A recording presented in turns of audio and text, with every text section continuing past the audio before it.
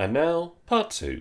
We begin with Yang getting married and Reinhard moving the capital to Fezzan. Wait, hang on, that has many implications. While it makes sense to place himself at the centre point of the galaxy, it has numerous downsides. On the Empire side, the nobility would see this as a huge opportunity to expand their influence, and the population would see Reinhard going against literal centuries of tradition. Perhaps they might even feel betrayed as they see Reinhard prioritising his own ambitions over the Empire's people. The Alliance wouldn't really be affected that much, but Fezzan would be the worst affected of them all. It'd be like Reinhard and all of his military personally keeping an eye on them, rather than having someone else who can relate to the Fezzani people. Hence this move would drastically stock up resentment and resistance across the planet. And this is all without the monumental change in the Empire's management structure. Again, it makes sense for this to happen in the long term, but there are many downsides to this in the short term. But you know what, I'm sure the anime will get around to showing all of this when they finally implement it. Anyway, the remnants of the Alliance fleet under Mekats is in hiding. They're told about the plan to scrap the Alliance fleet, and Yang orders them to take care of it. This does raise the question of why Yang surrendered when he's just going to try and continue to fight the Empire anyway, but there are several arguments against this, and it's all in line with his character, so that's fine. The plan, however, is to stop the fleet scrappage.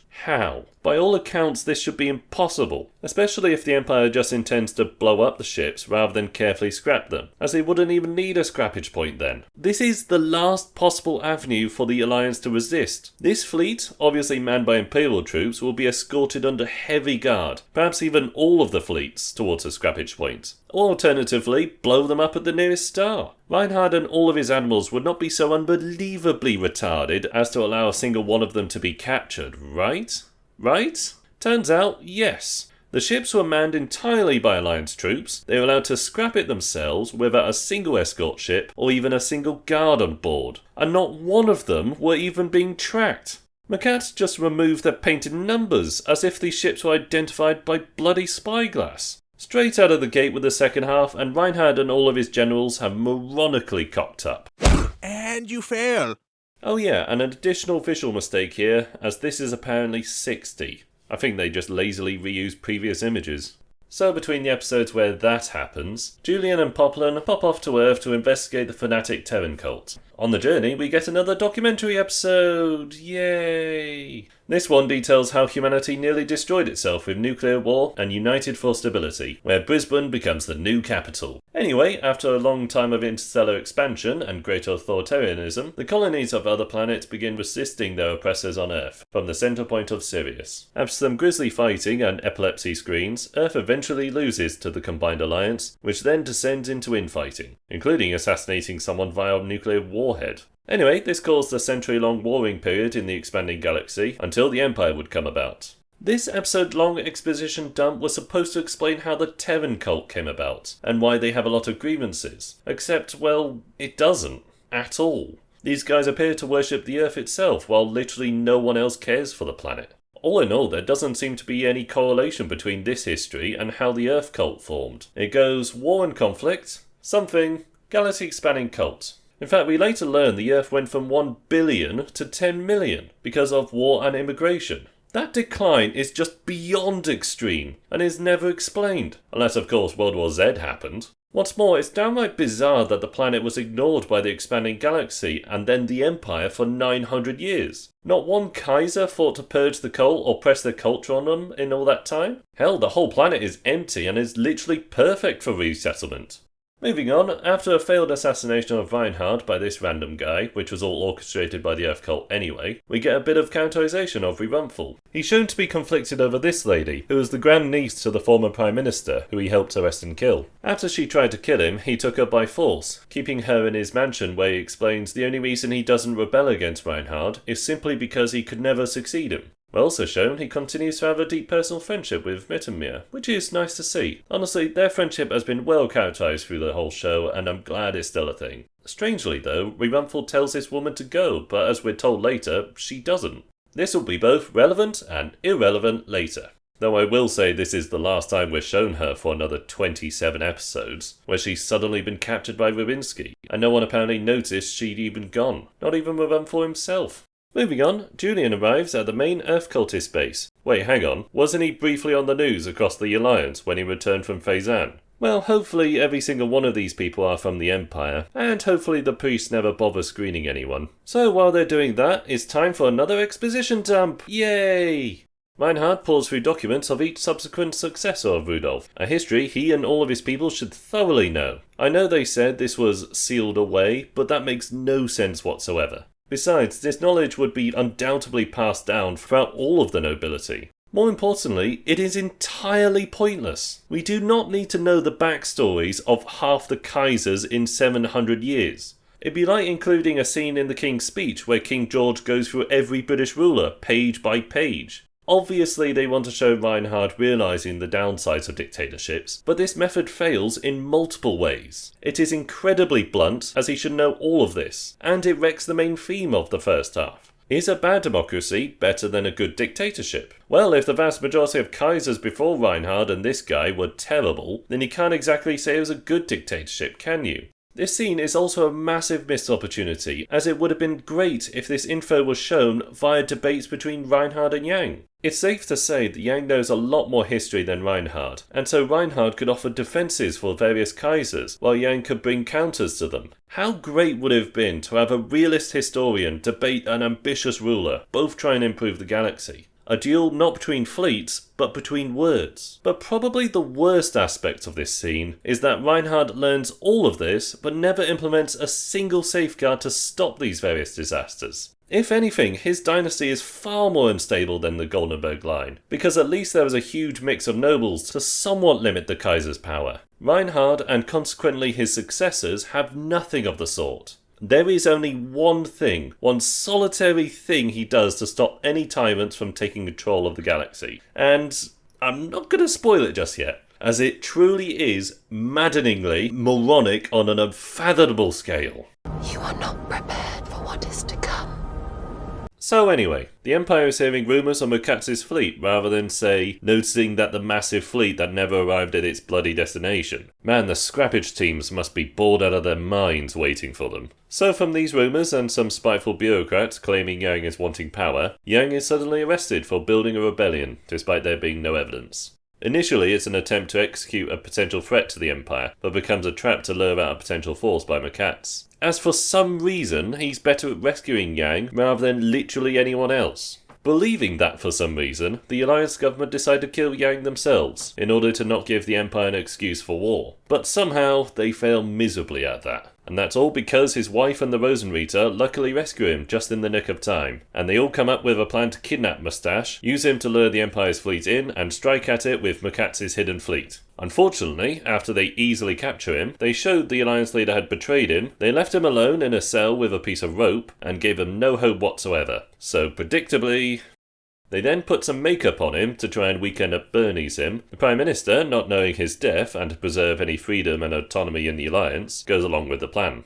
Meanwhile, an Empire fleet shows up at Earth, whereupon they try and figure out the best solution to destroy the cult leaders without harming non-combatants. Following this, the animal just wanders off to a random pillar, where it just so happens Igor is here, who then fails to kill him. Inside the base, Julian, Poplin and the black guy discover that they've been ingesting brainwashing drugs over their time there. Now suspected of purposely avoiding their drugs, they're taken to the infirmary at the same time, and left alone with the doctor. So they beat him up and the guards outside the door. Luckily, just at the same time the Empire begins their assault. In short, the cultists throw themselves in suicide attacks at the enemy before madly blowing up their own base, with everyone but those important. Anyway, Fezzan becomes the new galaxy capital, and none of the downsides are talked about whatsoever. As for now, a planet called Elfassi next to the Isolon corridor declares independence, without any fleet whatsoever, and right next door to the Isolon fortress. Given his small force, Yang sees his arrival to Elfassi as causing a chain reaction of independent movements which he could never defend, although he wouldn't be able to defend Elfassi by himself anyway. On the other side, the Empire also do nothing, for absolutely no reason.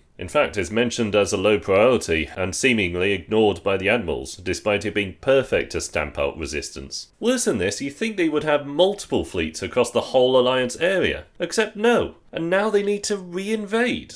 Except not even, as they need to consider legal considerations. Does legal justification matter here? Of course not. You guys conquered the Alliance. It's up to you to hold on to it and not let any rebel groups spring up. Ah, but the Alliance government and people would be upset. if the Empire conquered them illegally. But something else they need to consider. 疾病するとしても補給の用意が整っていない。 Are you telling me that they had no fleets in the area, no supply bases in the area, no supply ships along any route, no monitoring stations, no garrisons, and instead they had all their fleets not prepared to set off, left a single guy to control the vast area, and gave free rein to the Alliance to destroy their own fleet without any supervision? Oh yeah, and the Alliance were allowed to keep building warships. Is every single one of these admirals completely retarded? You know, I'm going to go out on a limb and say whenever a country has conquered another country, they don't just tell their population their nation is no more and go home. Yeah, for convenience sakes, they allowed the Alliance to temporarily keep their democracy, but come on. There's giving a little autonomy for stability, and there's entirely trusting your greatest enemy to destroy their own weapons, without any oversight whatsoever.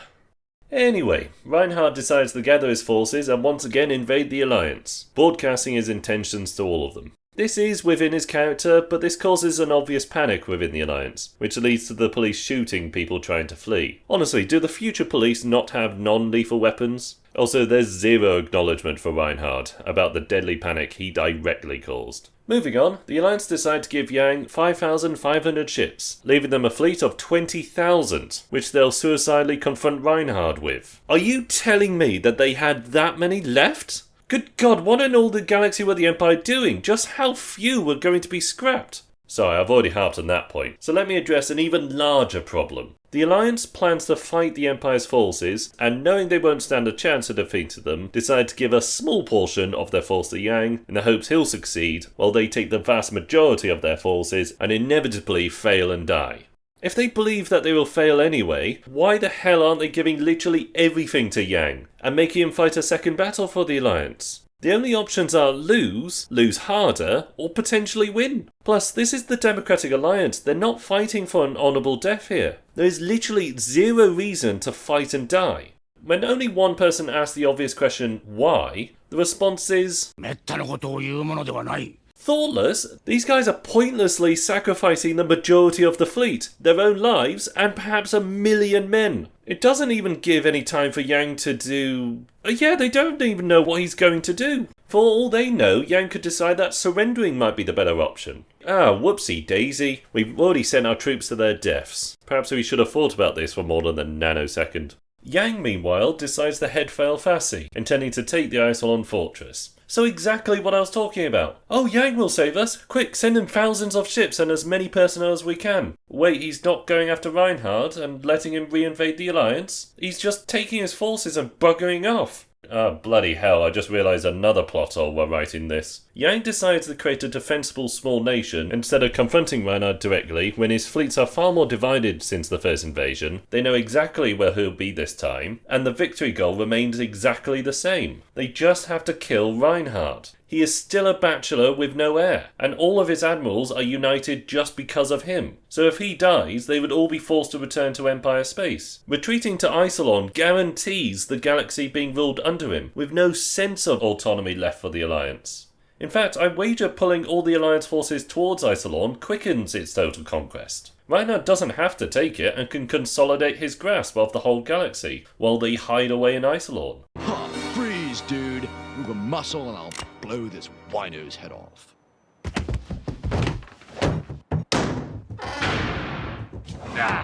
I'm behind 3 inches of bulletproof glass. Do your worst. All right. No, stay out of there! Stay out of there! Oh, good God, no! The majority of the Alliance fleet are still active, and they're not facing a huge combined force like before, so there's no reason not to confront Reinhard with everything they have. Oh, Yang's heavily outnumbered, is he? Well, before, he had around 8,000, and defeated Admiral after Admiral to force a confrontation with Reinhard, whereas now he could have had over 25,000. It's unclear how many Reinhard has, but even if they had double that number, hell, quadruple the number, Yang should do what he did in the first invasion and take out supply ships and lure Reinhard out. So without the Alliance's moronic decisions, they would have had a strong advantage, because of the Empire's own moronic decisions, funny enough. But no, Yang has prioritised taking his puny force and recapture the Isolon fortress, something insanely difficult at the height of the Alliance power and something he should have failed at the first time around. So the second capture of the Isolon fortress. The fortress admiral receives conflicting orders, one to depart immediately and one to stay in the fortress. He believes the sortie was a trick by Yang, so stays put, except both orders were fake. Still believing Yang wants him to sortie with his entire fleet, he decides to sortie with his entire fleet. He sees through Yang's trick, you see, and pretends to fall for the trap, only to try and trap them. Turns out they have 10 times the number of Yang's fleet, so couldn't they just attack them directly? Or better yet, sortie half their fleet? Whatever, they push the Alliance fleet towards the fortress so they can fire their giant laser at the enemy. However, there was a secret code previously embedded in the fortress that disables the main gun and opens all docking gates, which meant Yang's fleet could land and capture the fortress. Strangely, in the fighting, the Empire guys use crossbows? When the hell was that a thing? They don't even go for the glass visors for Pete's sake. It makes sense for everyone to use axes, as set up in the first half, the gas grenades negate firearms, and axes can break through armour. But crossbows? Also, the black guy seems to have the strength of Hercules, as he's casually running around with a giant marble column. Anyway, they input a corresponding code into a computer and fire their main gun at the enemy fleet, and win the day. I do genuinely like the code idea, as it is believable, practical, and was set up very well. It is by far the best aspect in all the battles of the second half. Meanwhile, the Alliance fleet, numbering 20,000 by the way, chooses a star system filled with asteroids, with only a single narrow corridor through them, where he is placed. Ah yes, genius. Now they're stuck in one spot with an enemy bearing down with limited food. They could just wait them out, or stick a minefield in the entrance, or simply attack somewhere else. Okay, fine, Reinhard isn't the kind of character to ignore a challenge in front of him, especially by those honourably laying down their lives, and it is probable the Alliance would understand that, but still, Reinhard could simply deploy explosive gas in the same way Siegfried did, and blow the entire Alliance fleet up. Anyway, after 2 convenient space wins happen that target the enemy ships and not the Alliance, the Empire narrowly wins. Man, if only they had Miracle Yang to lead them, or say an extra 5,000 ships or something. I know, if only there was another way. A little while later, okay, sorry, I have to mention this guy, Einsbach, aka the Silent Admiral. This guy is a high-ranking admiral who can speak, but purposely chooses not to. Instead, he gives complex orders to thousands of ships by vaguely waving his hands around, and having an aide say exactly what he means. It's just beyond silly. Sorry, back to the plot. A little while later, a dozen men with guns burst into the Prime Minister's office, whereupon he says,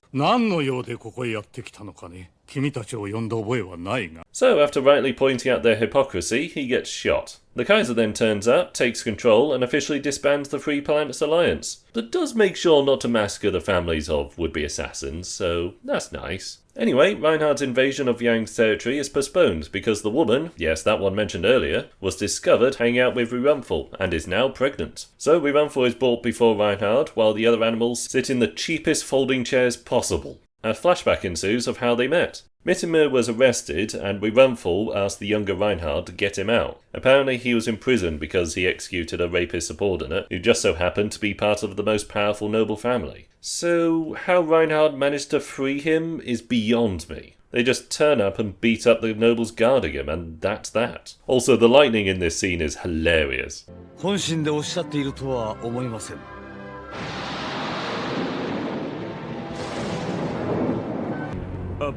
Bullet?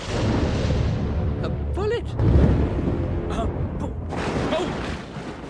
What kind of bullet?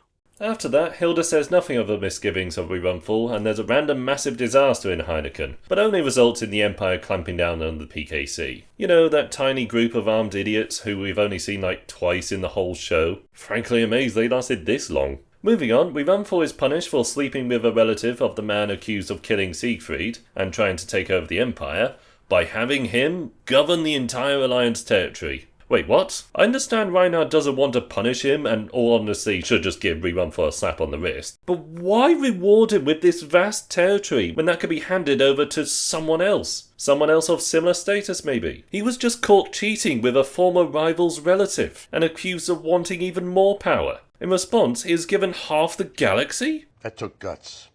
I'm promoting you. You got a lot of problems, don't you?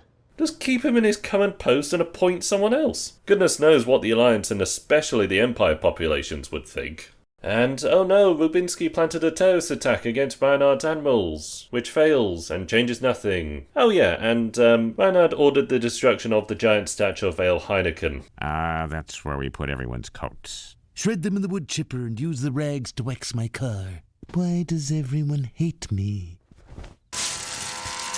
Oh no, it's okay, because Reinhard didn't disturb Heineken's museum or his gravesite, and said he would only have statues of himself 10 years after his death. All he did was blow up the equivalent to the Statue of Liberty to the Americans, or Nelson Columns to the Brits, or the Statue of Unity for the Indians. All's fine.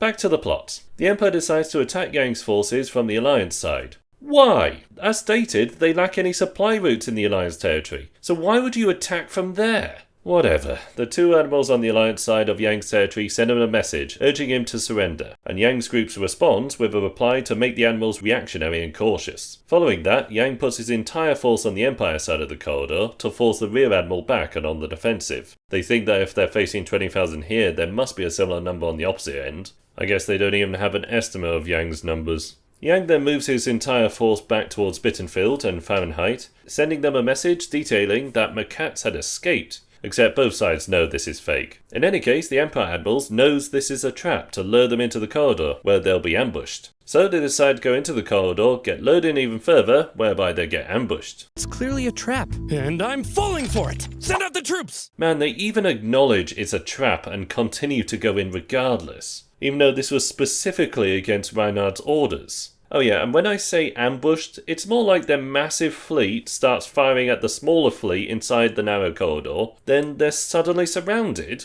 It makes no sense. You have two large fleets stuffed inside a narrow corridor, firing at a smaller force, and if any ship touches the corridor's edge, they explode. There should be no room for Yang's forces to even penetrate the Empire side, let alone surround them. But the battle gets worse. Britain tells his fleet to advance even if they must sacrifice themselves, because they have the size advantage and it would be a disgrace to retreat. So when they start sacrificing themselves, he chooses to retreat, as it would be a disgrace to sacrifice themselves. The other admiral, meanwhile, moves to attack Yang's forces in the very narrow corridor by moving outside of the flank of Yang's forces? What is happening in this bloody corridor? Is it narrow or wide? They essentially cheat here by constantly changing where these fleets are in order to have their payoffs. Anyway, Fahrenheit gets surrounded, despite this fleet now having its back to Bitten's forces, but said animal decides to join in being surrounded.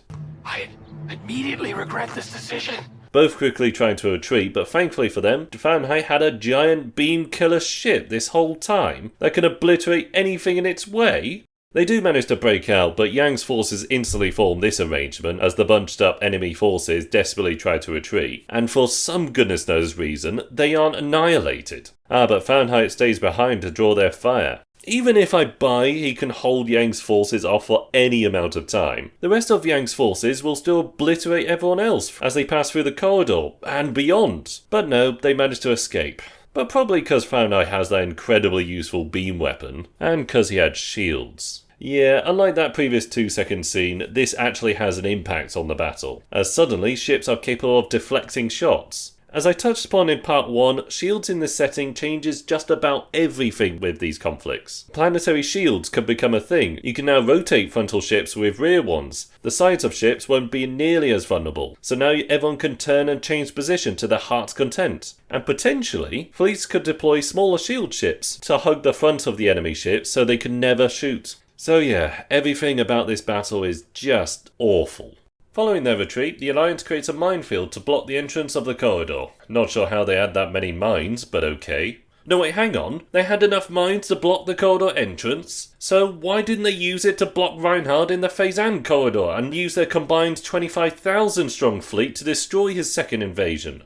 Whatever, Reinhard arrives with his main force, break through the minefield in multiple spots and attack the Alliance. An act which would obviously allow Yang to focus all fire on the entry points, something they specifically point out but is ignored entirely. They just have a small fleet burst through a single point to draw their fire, which somehow worked. Apparently, Yang thought Reinhard would push his entire force through a single narrow point in the mines, and so kept his fleet stupidly far away. Shortly after that, Yang destroys a bunch of ships and then this happens. goodness knows what the hell this is. Then this guy decides to follow Attenborough back to Yang's front lines, saying, 司令長官閣下が策を講じてくださるさ then immediately gets trapped. This random animal dies, and for the third time in this battle, the Empire forces suddenly become stupidly uncoordinated, even for a simple maneuver. All because otherwise, Yang's far smaller force will be instantly crushed. There's a small gap in the fighting because Reinhard is feeling weird, then there's a death fake-out of Mittenmere, then an actual death of this guy. Who?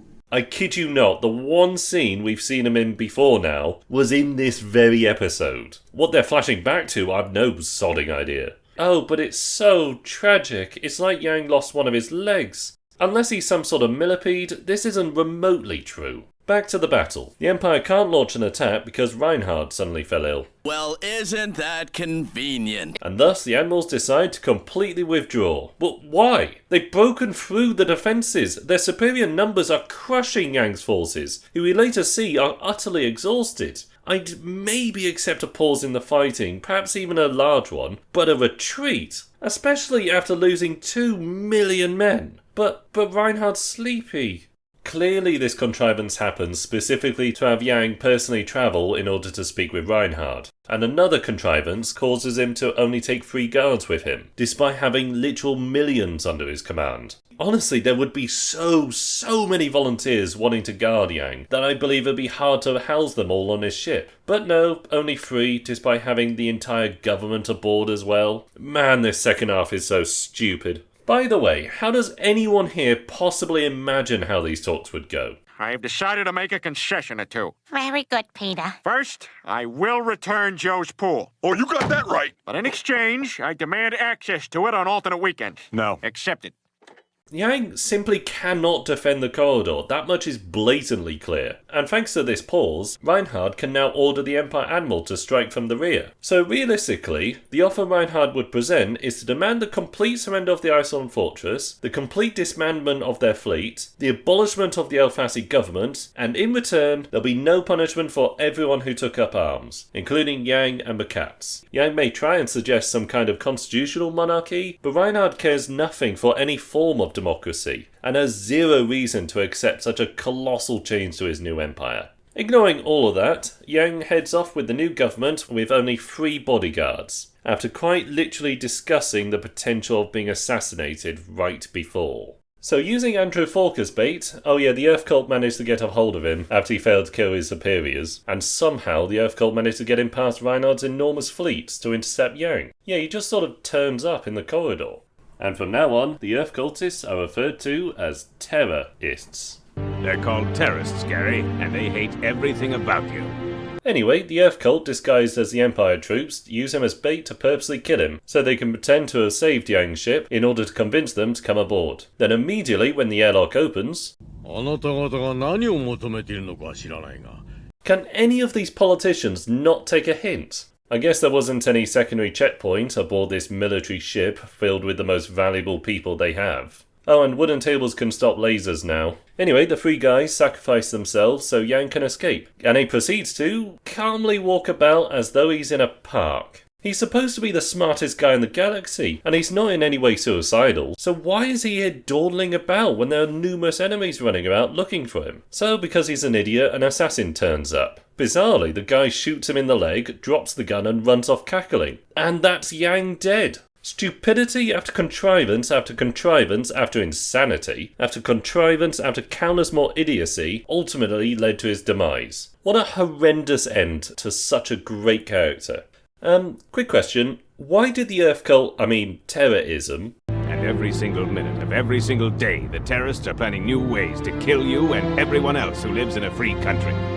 Yeah, why the hell did they decide to kill Yang? Their main goal is to kill Reinhard, because he has no heir. So if he dies, a succession crisis would follow between his admirals, aka chaos would erupt across the galaxy, which is their best shot at rising again. So why would they possibly want to kill Reinhard's main opponent? If anything, they would want to give every last possible support to Yang's forces, especially since they're embedded in the Empire's fleets. Oh, they don't want peace to be made between them. Firstly, if logic were a thing, as soon as Yang dies, the rest of his forces would be swiftly crushed. And secondly, Yang's territory and fleet are tiny. They have next to no influence on the rest of the galaxy. So for the common people outside of Elfassi, the war is already over. So there's zero benefit to stopping any peace talks, especially how infeasible they are. Funnily enough, they never actually go into the reasoning behind this at all. They just say, A good question. For another time. So following that mess comes another mess. Julian becomes his successor and allows everyone to take everyone who's morally wavering away as deserters. You what? Yeah, I understand there'll be people now wanting to leave, and perhaps even a lot of them, but to simply allow them to go is beyond ridiculous. Where do I even begin with this? If you get someone very high up who is trusted by many to be seen as giving up and leaving, more people will leave. If everyone watches the majority of your already tiny force leave, along with plenty of your limited resources, far more people will leave. And simply put, if you provide easy access for people to leave, more people will leave. Turns out the anime fully agrees with me, as well over half of their force leave. So prior to this they were heavily outnumbered, now they are ludicrously outnumbered. Yeah, morale might be crushingly low right now, but now that over half their force have left, morale would be horrifyingly abysmal. On top of not having any conceivable chance to win. Oh yeah, and when they give all of these deserters plenty of their limited resources, Rose Guy just explains all of this out loud in front of Muller while he's visiting. Muller even says what some of them might even switch to the Empire's side. Honestly, didn't even think about that problem. Oh, this awful plan genuinely hurts my head to think about. Moving on, the narration says this is the last time Rerunthal and Mittenmer meet. Little did he know that this simple, seemingly innocuous act would result in his imminent death. What? For now, the entire Imperial fleet withdraws as they don't want to attack an enemy in morning and completely withdraw from the corridor. Millions are dead. You've broken through the enemy defences. The government is disbanding. Half their forces are leaving. Their resources are stretched immensely thin. And you'll have to return again anyway. Why are you leaving? Give them time to mourn, sure. Wait 3 days, then attack. Perhaps a week, or hell, give them a month. Julian has so little to work with, so why in all the galaxy should Reinhard leave? Meanwhile, at the Legion of Doom... Rubinsky and this guy, Hendrix Lang, decide to force Rerunthal to rebel by using the woman he's bedding. So that's why he is allowed to gain power despite bedding the former Prime Minister's grandniece. It's so we can contrive this rebellion. Well, we'll get there very soon. For now, you remember those guys who infiltrated the Terra-ists alongside Julian? My name is Hakmet. I'm a terrorist. Well, they randomly spot the Terra-ist leader walking about in broad bleeding daylight, heading to Trunchable's previous office. Honestly thought he was Rubinsky for the longest while, for obvious reasons. But more to the point, these guys don't report him to any police, not even Rerunthal's government, not even Whalem, the Empire Admiral who they know very well. Thereby, they allow the terrorists to do whatever they want. Oh, but they do make the lengthy journey to Isolorn to tell them about it, then immediately make the lengthy journey back without any plan whatsoever. Good job, lads. Also, the way they tell them is hilariously video gamey. So, after a long amount of faff and some Westerland guy failing to kill Reinhard, Hendrix Lang spreads a rumour that Rerunthal wants to invite Reinhard to Heineken in order to assassinate him. Rerunthal decides to deny such rumours by inviting Reinhard to Heineken. Then when Reinhard arrives at a nearby planet, there's immediately an assassination attempt, and Rerunthal gets blamed, because obviously. This assassination attempt was woefully bad, by the way. They get Reinhard to drive back to his fleet, which seems to be parked way beyond the Grand Canyon. They set up a roadblock with dozens of guys, but Reinhard's car just drives straight on through, and then they explode. However, the spaceport is under fire, so Reinhard's ship goes to a nearby lake to pick him up. But that, however, appears to be right next to a bunch of AA guns and rebel soldiers. Man, they just could not have picked a better spot. Just pass through the forest fire, swim across the lake that's being shelled, pass through the shields, and hopefully fly away. Oh, I nearly forgot the encounter in the burning woods, where a bunch of enemy soldiers point guns at them and suddenly freeze up before Reinhard pushes to the front and says, "Shoot me." Shoot me now! Somehow this ends with a dozen assailants dead and only one good guy being scratched, from point blank range.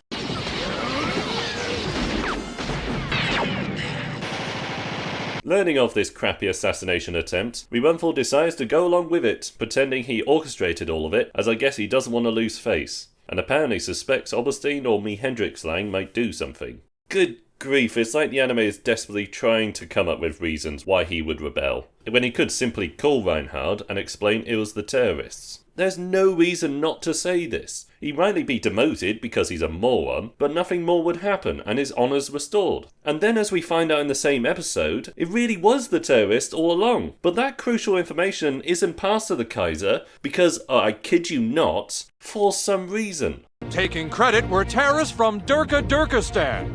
Fortunately for Rerunthal, he had the second largest fleet in the galaxy, who for some reason remained loyal despite declaring his rebellion. In any kind of reality, every one of these soldiers and captains will turn around and annihilate him, as they're all incredibly loyal to Reinhard. Except maybe this one who's utterly guilt-ridden, they would all rightly assume Rerunthal had gone insane. He also has the plan to give the entire Alliance territory over to Julian's forces, and the narration goes, he is considered a genius. You what? Rerunthal spent decades at war with the Alliance, was a key component in Ragnarok and the downfall of the Alliance, and now is throwing it all away because he thinks Julian could hold back the Empire? They wouldn't be able to win against Reinhard's ultra-reserve forces, let alone safeguard half the galaxy against him. But even if they could hold off the Empire, why not offer something feasible like Elfasi, or a whole load of ships and resources? Or by far the best option, a constitutional monarchy. Had Rerunthal been smart, he could have appealed to the Alliance population and installed a constitutional monarchy. aka bringing back a kind of democracy which will bring the Alliance population to his aid, instantly solving any supply and manpower issues, as well as bringing Julian's forces into the plan, as they're openly fighting for democracy. Then he would just need to defeat Reinhard's initial force, and then lure the rest from the Phazan corridor within the Empire. I'm not saying it'll be easy, but this will be by far the best move for Rerunthal and Julian to both conquer the galaxy and save democracy. But no, he'll give up half the galaxy in order to charge right at the enemy and fight his way towards the Empire territory, while not utilising the Alliance population, who should be incredibly pissed off with Reinhard. Genius.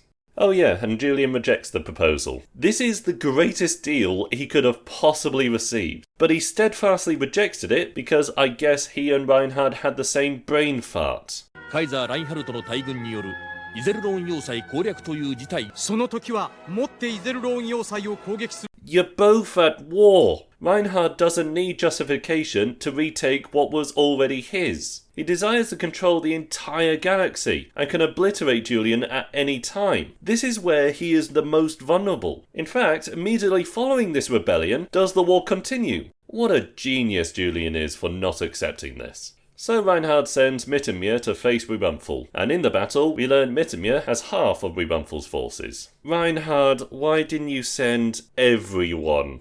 Anyway, this portion decides to charge in alone for reasons unexplained, and gets surrounded. Shortly afterwards, Bittenfield managed to puncture the lines by recklessly charging in alone. Now losing for some reason, Rerunthal tries and fails to half-envelop the enemy. Then suddenly this is the battlefield? What is happening here? Then the battlefield ends up like this? Why on earth did Mittenmir decide to go in single file into the enemy? Thanks to this genius move, he's forced to retreat. But just then, does Rerunthal learn Julian allowed the rear Empire fleet to pass through Isolorn and strike at Rerunthal. Why would you do that, sweet flower girl? You looked hurt. Julian, you're now directly helping your enemy. All because you could get a better deal in the future? How do you think that would go? I also demand to remain my own independent nation. Absolutely not.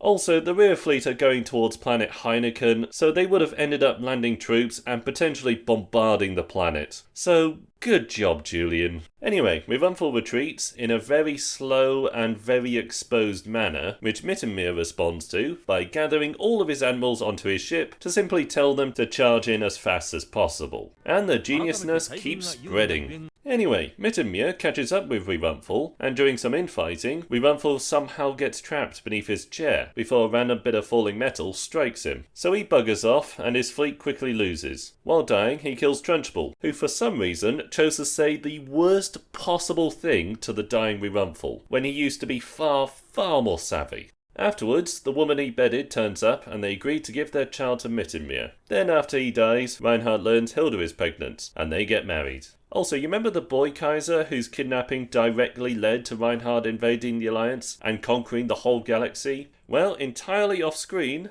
The Pharaoh suddenly died. Well, isn't that quite the disappointing end to a major plotline? Some anti-imperial riots break out, and because of that, Julian decides to attack Reinhardt's forces. Why? I really don't even need to go into how unbelievably moronic this decision is, do I? But oh, they need to protect democracy. So maybe they should have taken the best possible deal to restore democracy.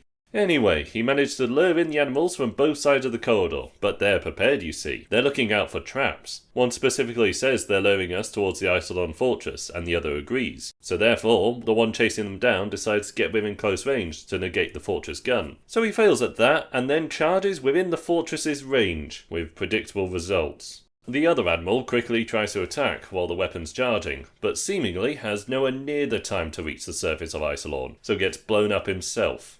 God, they then fire the Thor hammer immediately after that. What were you thinking, Wayland? Oh yeah, and apparently these fleets have blind spots, just like cars. Moving on from that disaster of a battle, Obersine is put in charge of the Alliance territory, and decides to lock up 5,000 political leaders, planning to use them as hostages to get Julian to surrender. As an internal monologue says, a perfect argument. So for inflaming massive tensions with the entirety of the Alliance territory, pissing off all the admirals, making Reinhardt look like a tyrant, he will get rejected by Julian's forces. Why does Obersine believe they will just give up and surrender everything because their enemy is acting tyrannical? If anything, this will spur them on to fight to the bitter end. Truly, some flawless thinking. But you see, Julian must accept this, or at least pretend to accept it, because democracy. Hey, some Taiwanese are being held captive by China, and they're demanding every leader in Taiwan come over to personally surrender their entire country. Well, I guess they have to now. Man, if only the Goldenberg guys thought of this, the Alliance would never have stood a chance. That whole spiel about proving how democracy should be defended kinda falls apart, doesn't it? So while that is all happening, Oberstein has another genius moment. He had Bittenfield put under house arrest after a predictable outburst, and further pisses off his men, who outnumber everyone else, by banning alcohol. This then leads to a full-on riot, and risks Bittenfield's forces turning into another rebellion, and Oberstein does nothing to temper this. Such a genius. After that dies down, a prison riot breaks out among the political hostages, and thanks to some more geniuses, a fifth of the prisoners are killed in the chaos. Explosions and fires are then set across the whole city, all of which planned by the terrorists. Could be 9/11 times 1,000. Jesus, you mean? Yes, 911,000. Also, a random sniper failed to kill these guys. Man, the recoil of a laser gun must be insane. So Reinhardt arrives and has the remainder released, and... それまでの軍務少将への怒りと反感は、カイザーへの好意的評価へと自然な変化を遂げた。No. The entire population would furiously detest Reinhardt, and this mess would undoubtedly cause resistance movements and full-on revolts. Reinhardt appointed Oberstein, and he made an already terrible situation far worse.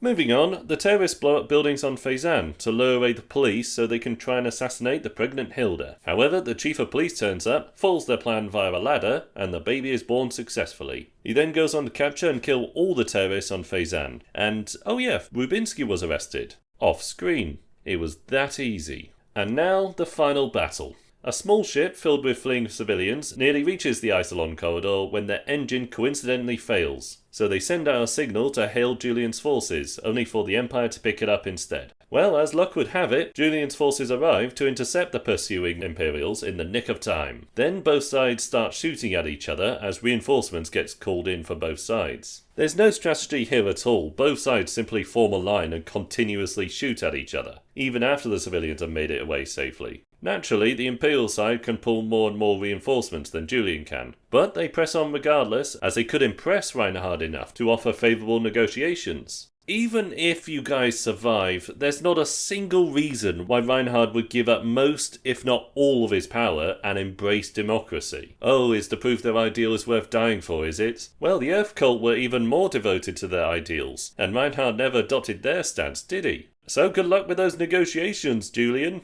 Well, how about you just give me your pen? You mean this cheap little pen we have millions of back at the office? Yeah. No. Oh, man, so after all this, I end up with nothing? Now, you may ask, just how unbalanced is this? Well, they say over 51,000 for the Imperial side, and around 10,000 for the Alliance, with not even enough people to man them. Well, here's us. And a whole lot of them. There aren't any tactics going on, so why haven't the Empire obliterated this puny fleet? Ah, but you see, Julian came up with a master plan to not get immediately crushed. He had 10% of his force unmanned and sat back as a kind of reserve force to allow the rest to be properly manned. So they only have around 8,000 on the front lines. Oh, just brilliant. Thankfully for them, Reinhard suddenly... Well, I'm just going to play the clip.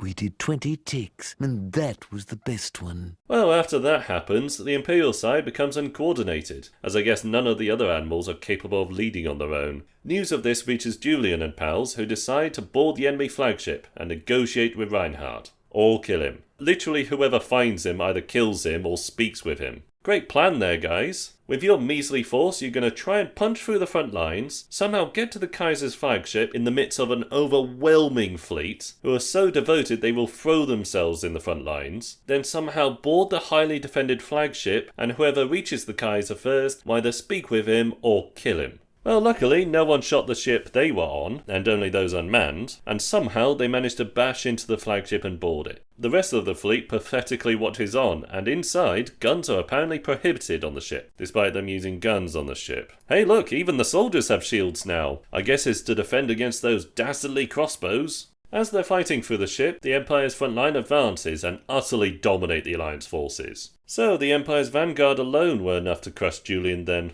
Somercat dies here to a random bit of metal falling on him, and the Rosenritter sacrifice themselves to allow Julian to rush to the Kaiser. Upon meeting him, all bloodied and exhausted, Julian says, and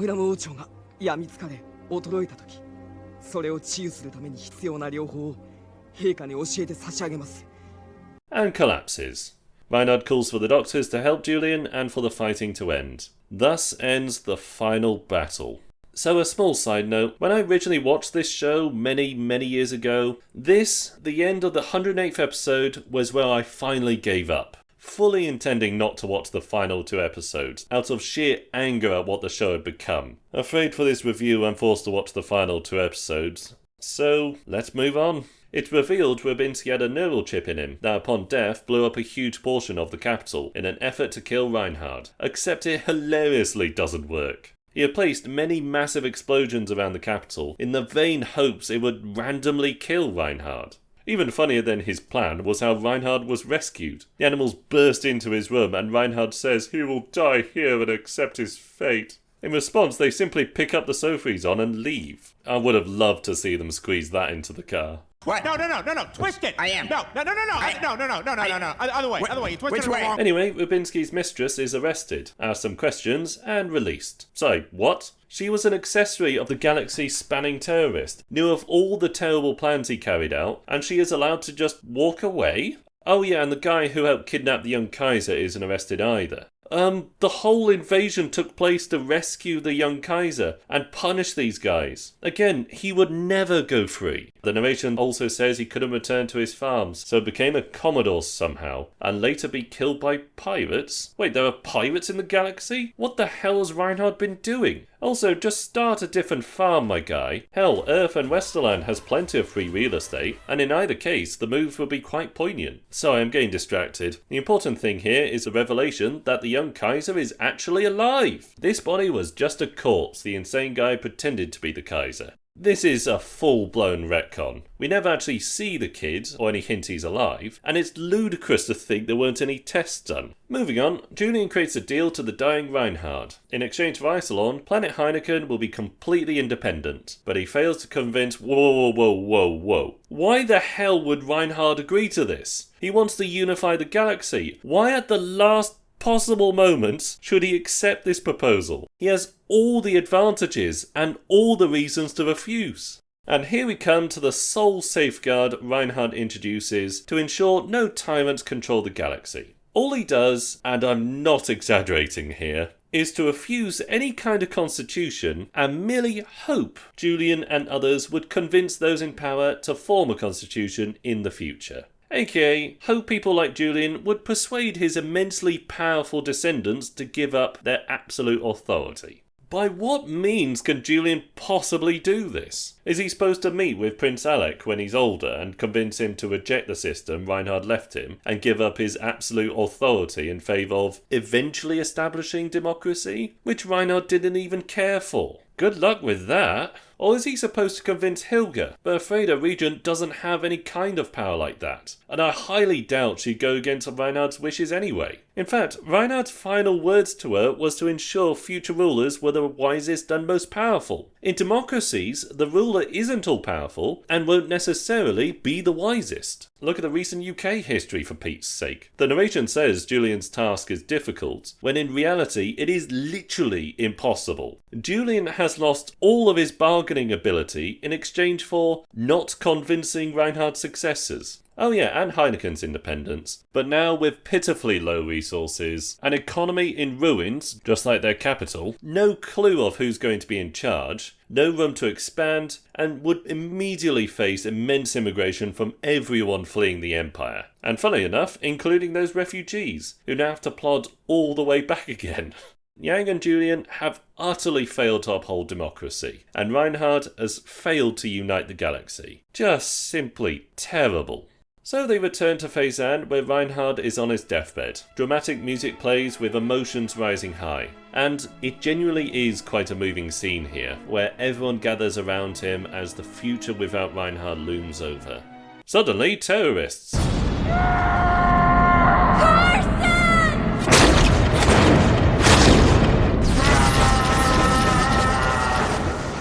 Turns out there are only 20 left. How? We can't wipe out wide-spreading cults today, so eradicating one spanning an entire galaxy? Just no. Whatever. Oberstein uses the dying Reinhard to lure them all to attack. Instead of something sensible or simply plying a ship into the mansion, they charge in and quickly get shot, because obviously. Tell a lie, their leader gives an exposition dump first, and then gets shot to allow Julian his revenge. Oh yeah, and Oberstein dies, which ends the last dangling plot thread. The narration says people speculate whether he intentionally switched rooms with Reinhard, or whether he miscalculated. When I'm here going, yeah, he did miscalculate. If he knew the terrorists would target this room, then why not just wait in the hallway? Plus, it's a bit of a missed opportunity not to have his last act be a smile or a laugh, knowing the galaxy will be in safe hands now. So after that nonsense, we finally return to Reinhard, where his death is actually quite moving. Him bringing in Rerunthal's son so his own child could have a close friend, just like him and Siegfried, is really touching. It is one genuinely bright moment in a sea of crap. By far the best scene in the second half. Now before we wrap up, I'm going to go through all the other character endings, as they're all just terrible. Poplan stays in Fezzan with no clue what to do. Attenborough has no resolution whatsoever. Makatz's assistant goes to Makatz's family, where his journey will end. Mirai retires off screen. The animals are all entirely ignored. Friederike will take Yang's ashes to Heineken without any future plan. Reinhard's sister remains where she always has been. As stated, Helga will become regent, without anywhere near the respect Reinhard had, and no plan on how to hold the galaxy together. Honestly, only this merchant guy and Mittermeier seem to have a bright future. And finally, Julian says he's going to go to Heineken, become a soldier, and keep fighting autocracy.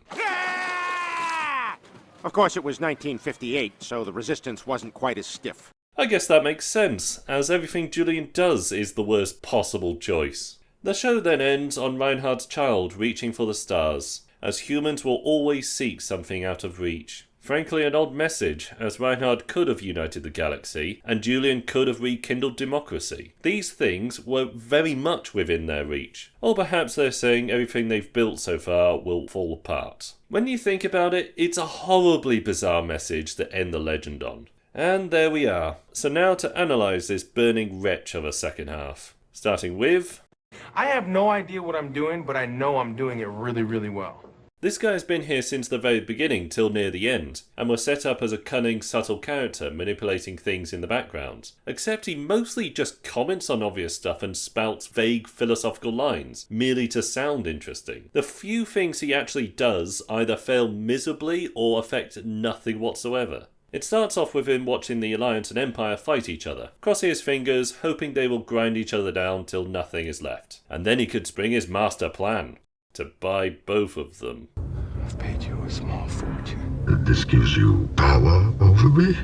When the Alliance is setting up their invasion, he gives this information to the Empire, which is utterly pointless, as he can't exactly hide 30 million troops being assembled. When the Alliance starts struggling, he says he'll help them out, but doesn't, beyond a pointless loan. He does nothing during the Civil Wars, and afterwards learns the Empire is now stronger, so changes his plan to help the Empire conquer the Alliance in order to become second in charge, and then become first in charge. That was your plan? Now, supporting Reinhard, he plans to send Yang away from Iserlohn just before the Empire fortress turns up, by having his son convince the Alliance leadership that Yang is actually power-hungry. Afraid his detour barely lasts a day, and Yang quickly arrives back to Iserlohn to defeat the Empire. He could have just assassinated Yang on his way to Heineken, or better yet, invite the Empire with their fortress through Fezzan. Yeah, despite wanting Reinhard to conquer everything and curry his favour, he doesn't invite him through the corridor, and believes Reinhard could easily destroy Iserlohn under Yang's command, despite himself pointing out how dumb that is. So when Reinhard goes through Fezzan, outwitting the genius Rubinsky, he goes into hiding, eventually meets Hendrikslang, and devises a plan to get Rerunthal demoted by using the woman he's bedding. Reinhard instead promotes Rerunthal, which, to be fair to Rubinsky, is totally bizarre, and he couldn't have predicted that. So, new plan. He thinks about attacking Reinhard's sister in order to make him panic, which will somehow cause Rerunthal to rebel by himself? But this is never followed through. Instead of that, he and Hendrikslang spread a rumour of Rerunthal's betrayal, hoping Rerunthal will invite him over and possibly assassinate him? Yeah, I have no idea whether he wants to kill Reinhard or not. The Terra-ists he uses certainly does, but he hates them, and Reinhard's death would destroy his ambitions. Yeah, after he loses Fezzan, I've got no sodding clue what his plan even is. It seems impossible to be a vassal of Reinhard, let alone manipulate him, so why not just comfortably retire? But no, he keeps going on for some reason, gets captured while gravely ill, ends up in Heineken for some reason, is able to plant a whole load of bombs while on his deathbed, learns that the dying Reinhard arrives at Heineken, and kills himself in the vain hope Reinhard would randomly die in one of the explosions. But miserably fails. So, after that, we have... Terrorist on screen! Perhaps the most moronic inclusion in the story. They did far more stuff than Rubinsky, but utterly fail at everything they did. They failed to kill Reinhard using this guy when they could have had a second detonator, which directly leads to their main base getting raided and blown up while failing to kill Whalem. They then failed to kill him again, as well as Oberstein, but do succeed in killing the one guy in all the galaxy they should be protecting. Failed to kill Reinhard a second time, failed to kill his pregnant wife, and fails to kill Reinhard for a third time, whereupon the last of them die.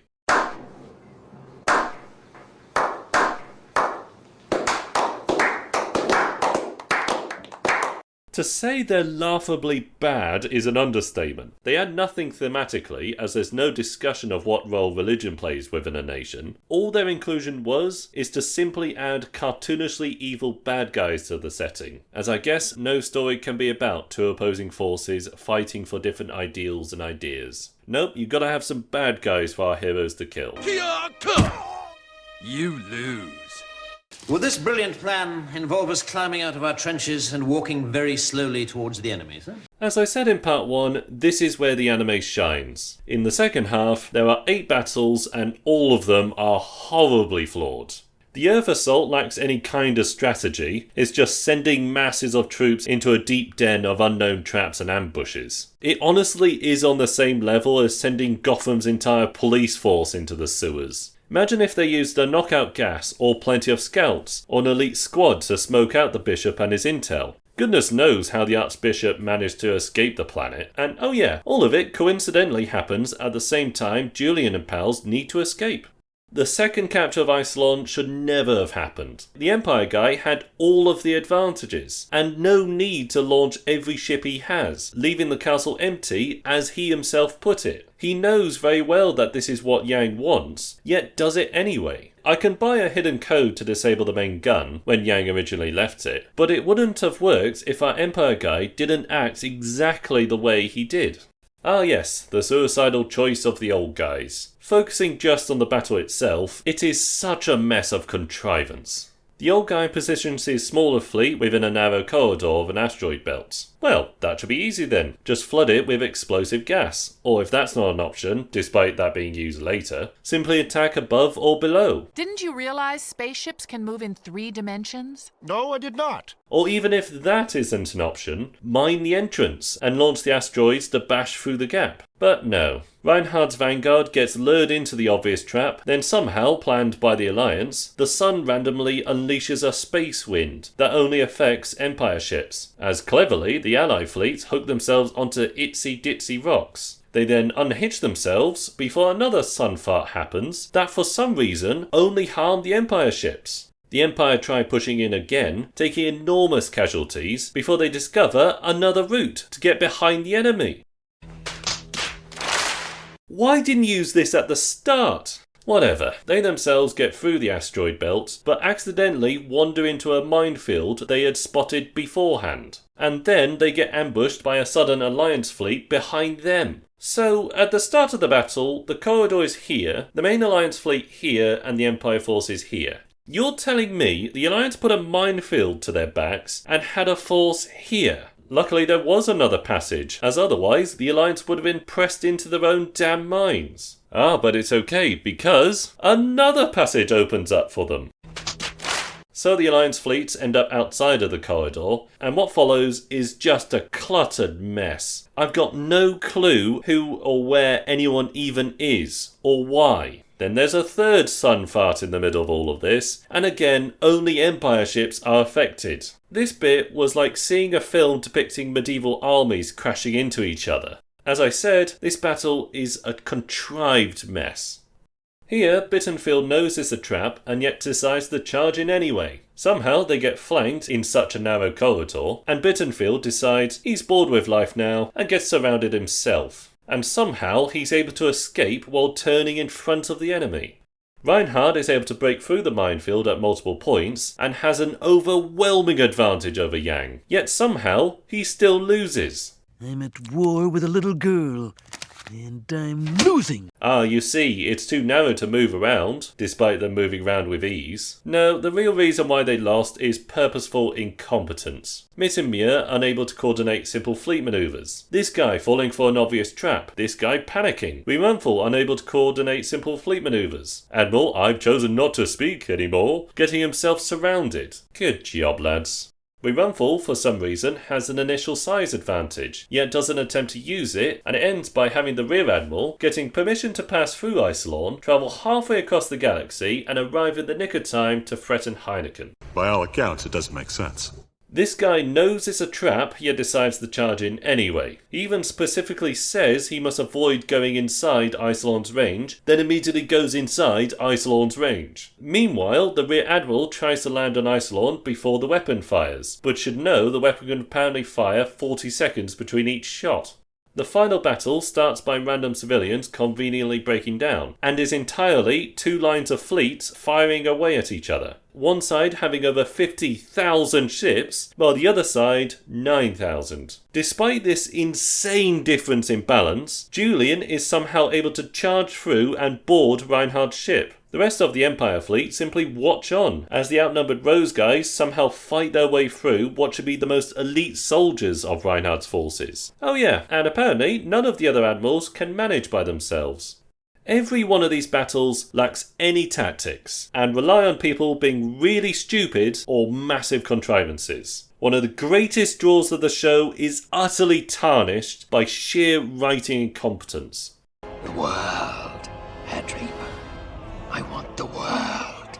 In short, the world doesn't act the way it should in this second half. We don't actually see what's happening in the Empire side when you think there'll be a lot of unrest about moving the capital, the threat of Isolon's recapture, vast expenses in occupying and annexing the Alliance, as well as Rerunthal's rebellion. But no, this side of the galaxy might as well not exist in this second half. Meanwhile, the Alliance side are allowed to dismantle their entire fleet without supervision, and are perfectly happy to be reigned over by their mortal enemy, despite all the catastrophic things Reinhardt and his gang does. Advising the Alliance government to arrest the Alliance's greatest hero without evidence, when said government has no choice, and then later announcing to the whole galaxy that Yang's arrest was caused by them. declares another invasion to fully end Alliance autonomy, directly causing a deadly panic, points a gun at the main negotiator simply for saying Reinhard couldn't defeat Yang. This is madness! Executes the Prime Minister's killers without any kind of trial. Blows up the greatly renowned statue of the Alliance's founder because Reinhard thinks it's a bit showy. Does nothing to stop their greatest threat and greatest Alliance hero conveniently getting killed en route to their own fleet, despite knowing the danger. Evidently does nothing to downplay the number of terrorists embedded throughout their own forces, when that's revealed by Isolorn. Appoints the greatly hated Trunchbull as Heineken senior council official, so by the eyes of the public, Reinhard is rewarding him, arresting 600 politicians and other officials on charges of corruption in swift trials rather than enforcing Alliance-led courts to carry them out. Made it illegal to criticise Reinhard or his successors. Shot a whole bunch of innocents at a memorial to the fallen. Arrested a heroic admiral without evidence. Appointed a man to rule Heineken who suddenly tried to assassinate the Kaiser and claim power for himself, bringing fighting to the streets. Caused a chronic shortage of resources in Heineken. Rounded up 5,000 innocent political leaders as hostages in order to force the Alliance heroes to surrender. Shot 1,000 of said innocent hostages during a prison riot. Oversaw more explosions across Heineken. Oversaw even worse explosions across Heineken, all because Reinhard decided to visit. And finally, let the accomplice of the man who caused such destruction to go free. But it's all okay. When Reinhard released the prisoners, everyone cheered and celebrated him. Okay, so you're free to go. But we're cool, right? It doesn't matter what the circumstances were behind these decisions. From the Alliance's perspective, Reinhard and his gang are monstrous tyrants, yet the anime fails to realise this. Oh yeah, and Faizan. They're also there, I think. The micro-world building is still there, but there's definitely a missed opportunity to show how these events have changed the physical appearances of the characters. We don't get to see how undersupplied or dishevelled Yang and especially Julian's forces are, beyond a single scene that didn't make any sense. How can Julian, Poplin and pals be fit and healthy after 12 days of brainwashing drugs and measly food? Hell, Julian's cough doesn't even come back. Could have shown how underfed Heineken's people were during the food shortages. Also, these signs are hilarious. Supply the food, supply milk. We unwanted the food crisis. If go home. What? Hell, even Reinhard doesn't change physically despite skipping meals and being ill time and convenient time again. As far as I can tell, only the Alliance Prime Minister changes physically as more and more stress is applied to him. Or at least until the moment a bunch of assassins comes in to kill him, whereby he's insanely calm. All in all, the micro-world building is more of a missed opportunity than anything major, while the macro-world building is a complete shambles. Oh, Earth, where do I begin? The characters of the second half are frustratingly terrible. Time and time and time again do they purposely do the dumbest of things, just to facilitate the plot. The anime had all of these great characters, and Rubinsky, and utterly failed them all. As for those introduced in the second half, they're Kataro, she's alright, I guess. Hey, check it out, it's another chick. The only other chick in the galaxy. Though she starts off as a hard-headed brash pilot and ends the anime as woman who must stay behind and leave the men to fight. Other than her, the only new ones I could think of was a random economist who quickly dies, the police chief and maid, who were there for one episode, and Mr. I command with my hands. All around, the characterization is just terrible. Guards, search the earth!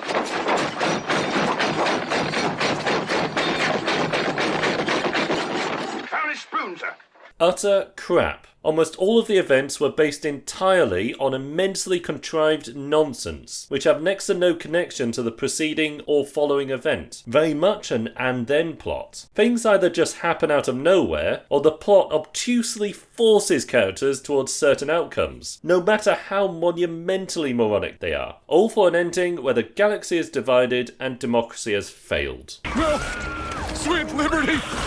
No! The story post-Empire victory would have been far, far better if it were about how Reinhard governs this new territory, how he balances the feelings of both sides of the galaxy with their immensely different priorities. Reinhard may be great in wartime, but how will he fare in a prolonged, uneasy peace? This explores the heart of the main theme, as well as providing a vast canvas for many other themes. As it stands, the plot is utterly broken through the second half. Nothing about it makes any kind of sense, and it is a complete shambles. One thing I particularly despised was the number of dropped plot threads. To say the last act was rushed is an understatement. Knights of Sidonia had a rushed ending, where it frantically tied up all its loose strands in one film, but at least it tied them up, and ended fairly well. Legend of the Galactic Heroes takes a cleaver to them. The scheming Trunchbull was the one to surrender the Alliance to the Empire, only to rise the ranks within the Empire again. Constantly scheming and rising the ranks for his own glory, only for him to say the worst possible thing and dies without doing anything.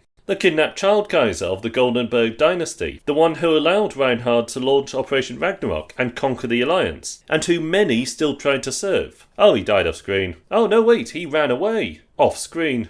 Oberstein, the cold-hearted man whom every admiral despised, and whom the audience waited to see get his comeuppance, particularly after he allowed 2 million to die. Oh, the terrorists blew up the wrong room and he died. No comeuppance at all, and he remained emotionally unattached, even with a hole in his stomach.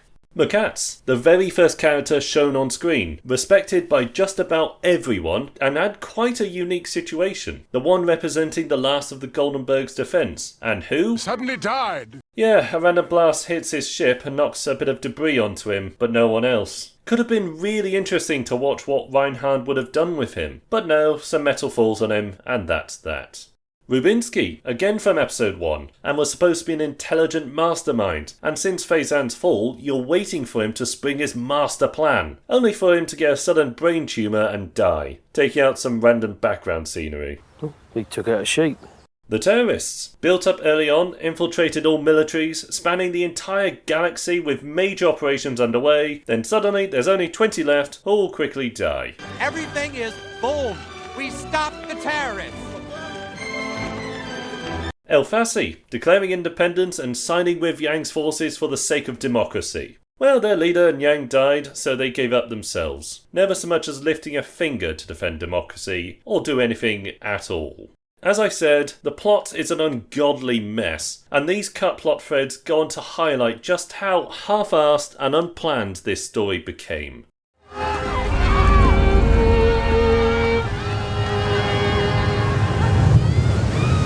Think I've done enough to justify how incredibly terrible the second half of Legend of the Galactic Heroes is, which isn't just disappointing, it's absolutely maddening. The first half had so many great things about it, so for the second to piss it all away is almost insulting to the legacy of the show. Suppose he could stop at the halfway mark and walk away, hoping all these unresolved plotlines end up fine, tossing Legend of the Galactic Heroes in the pile of anime whose second half horribly botched the whole thing. Taking it as a whole, it's a terrible show, and I would only recommend it for those writing a serious story about the Clash of Nations, as it provides a clear guide of what to do and what not to do. So there we have it, The Legend of the Galactic Heroes, a truly unique anime in every regard.